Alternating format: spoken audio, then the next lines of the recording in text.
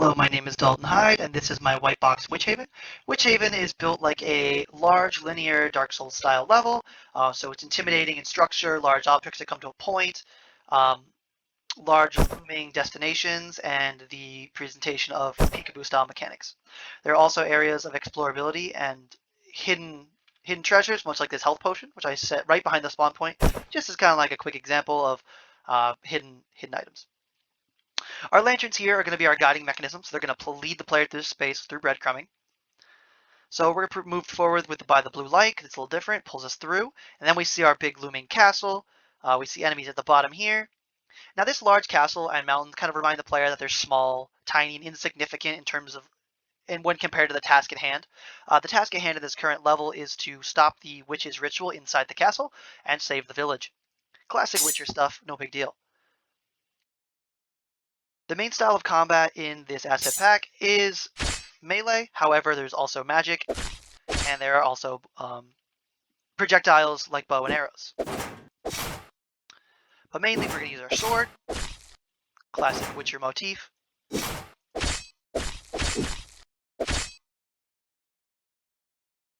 And the enemies have been tweaked a bit just to make combat a little easier. They were incredibly intelligent and very sturdy out of the box, if you will.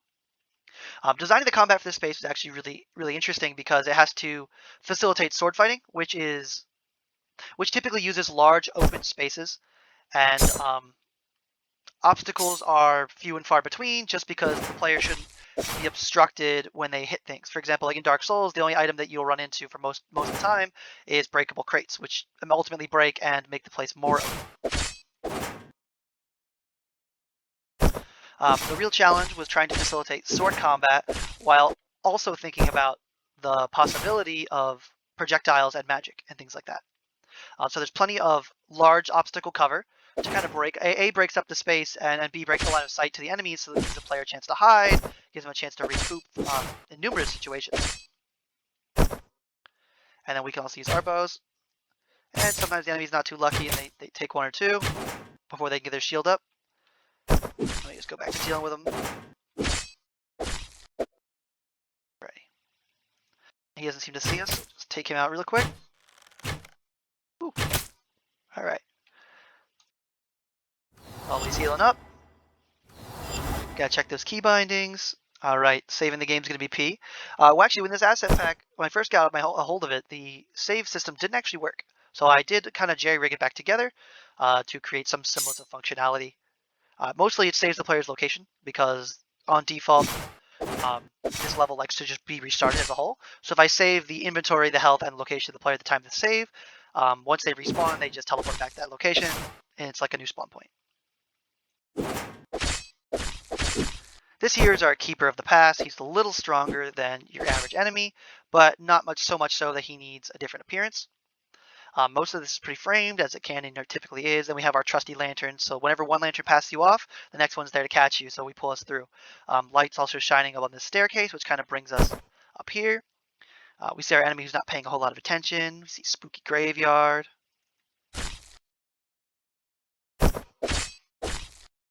Deal with him. Oh, look, treasure. I am an explorer type player, so I do like to go off go off the beaten path just a little bit. My friend right here wants to have a fight. Oh boy, that's a critical hit. That's all me. Heal up again.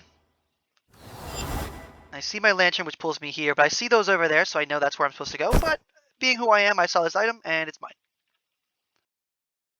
All right.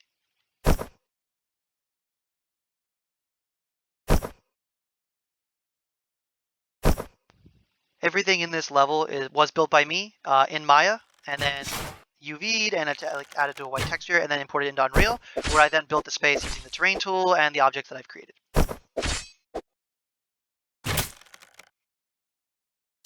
Alright, enemy there. Classic Dark Souls, where they jump on out from peripheral vision.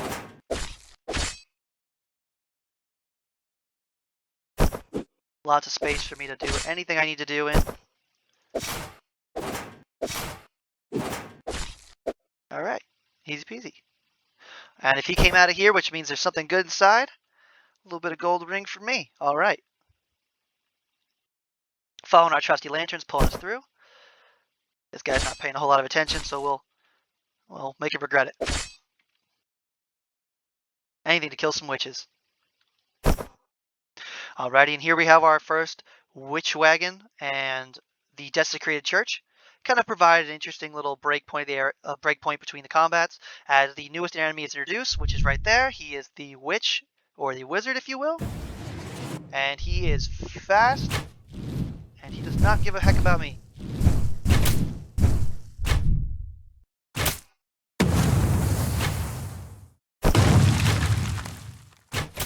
Alright, and he goes down with a couple of arrows.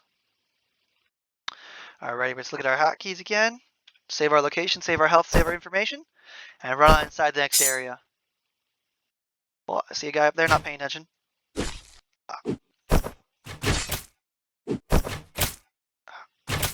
Alright, easy. We don't want to deal with him. Ooh, okay.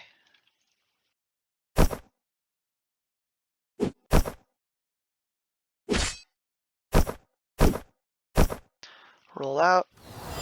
Just need a second apiece.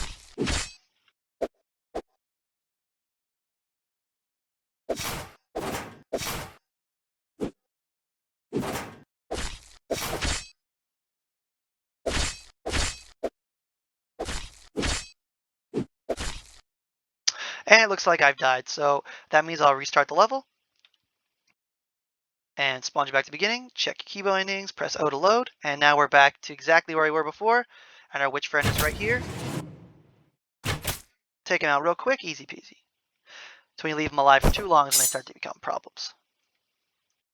And now that we know where this guy is, we'll just go up the stairs, deal with him directly. Excellent, there's an enemy over there, so I don't want to pull aggro, so we'll run down.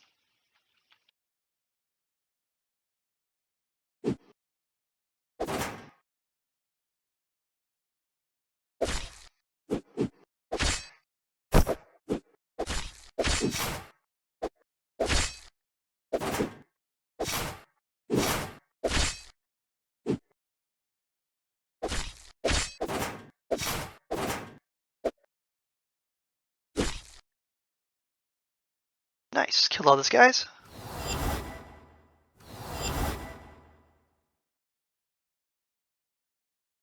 P to save game, so now our information's saved once again. Oh, enemy. Oh, shit.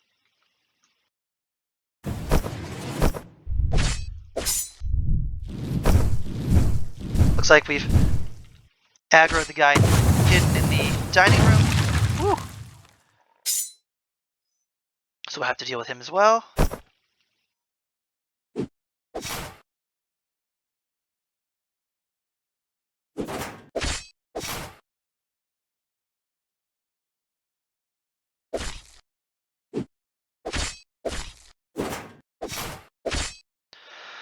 Alright, easy to deal with.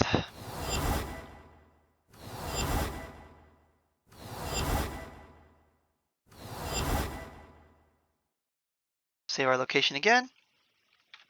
And take our steel helmet as a prize. All in the name of exploration. And we'll just jump back down here just for a moment so I can show something. So when you enter the desecrated church, all the lines move from front to back to show the player that that's the direction they're supposed to head. It also draws attention to with a vertical line to an empty space like this. There isn't anything in this particular space, but that technique is used again here, which brings the player up. This cross is upside down to symbolize both Satanism as well as where the player can walk. They can walk forward and backwards, being this path here, and they can walk left to right, which means here. Now this lantern is aimed this way, casting a light beam over here, which kind of shows the player where to go, and the shadow is right there, cutting across. This kind of shows the player where they should really be going. Out here to the open, and there's no lights here to show this is another side room, but I do love loot, so I will take some loot. And then we come out here into our witch's village. The fireplace pulls us down. We meet our object again with the peekaboo technique. We're now a little closer than we were before. There's definitely some enemies nearby. And before they get too strong, we'll try to shut them down.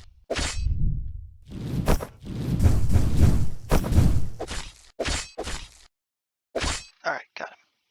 First try.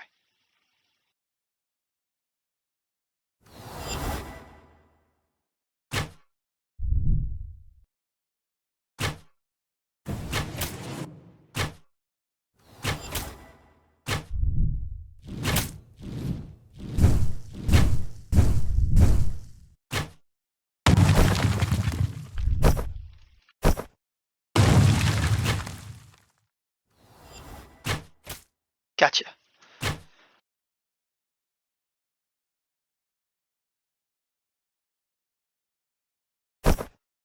Explorable houses right here. Destroyed. There's nothing interesting in here. We don't want to hang out here for very long. Another one over here. Oh, something interesting for me. Nice. Looks like a little church of some kind, maybe like a altar appreciation for their god of worship.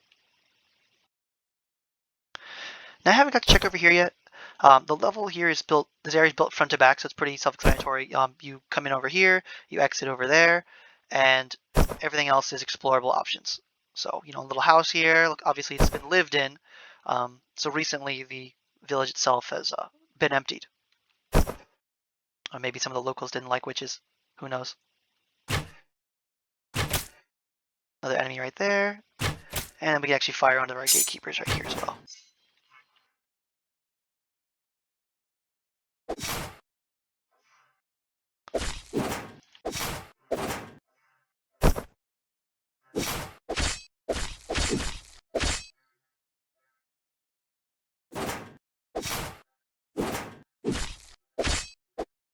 There we go. Heal up again.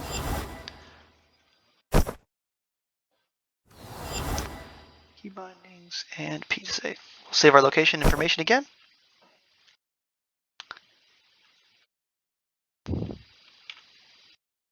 Damage buff, that's pretty cool.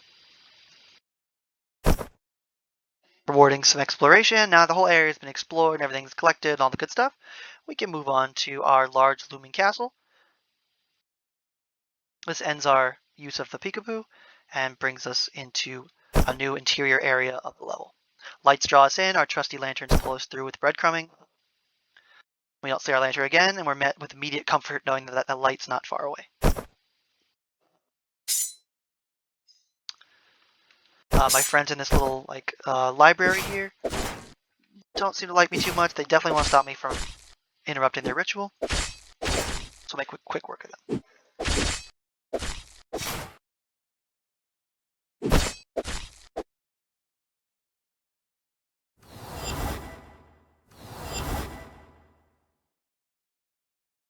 And always press P to save. And I see some enemies in that next room over, but I do love loot, so I am going to get myself an extra health potion. And they look like archers. Oh, so I'll immediately take cover.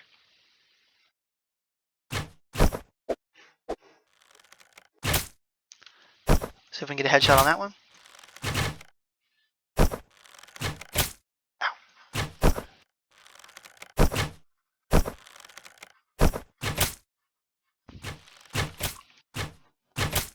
Whew. All right. This particular part of the environment was definitely made with ranged combat as the forefront.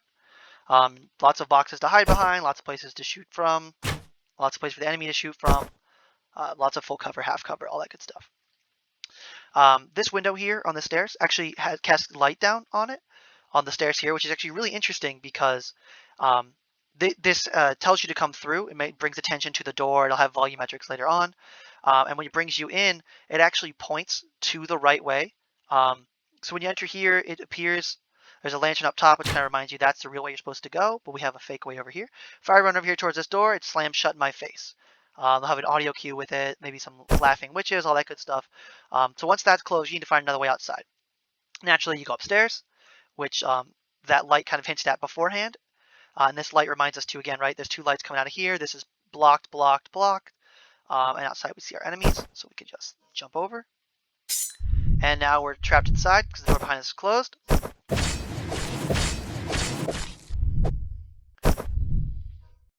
See if we can deal with some of these witches.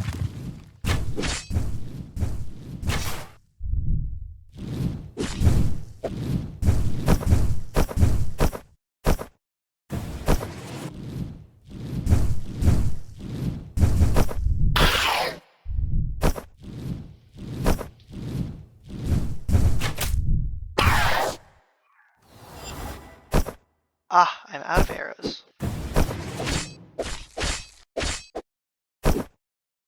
All right, just me and you.